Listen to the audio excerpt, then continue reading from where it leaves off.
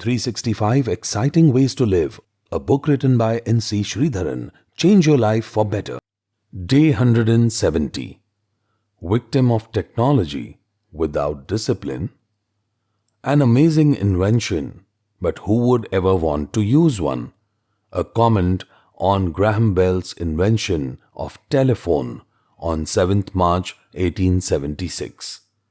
Think about our life before we started using the mobile phone. I think we were much more disciplined in the way we used the telephone. We completed all our telephone calls before we left the house and let people know when we will be available again to receive any phone calls. But now, we have a policy of anytime, any call, anywhere.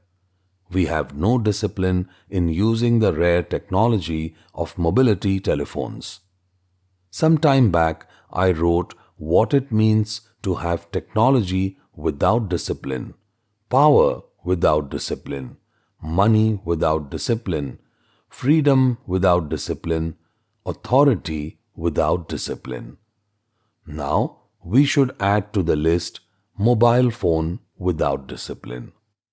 I wanted to speak to a very busy and world-class gynecologist in Singapore whom I know very well.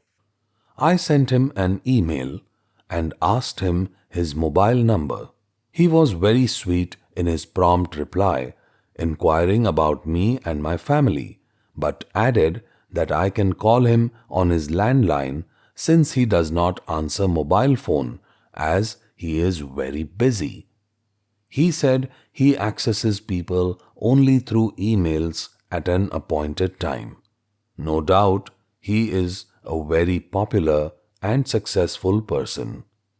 Why not do an audit of your use of mobile phone to find out if you are overusing or misusing the same?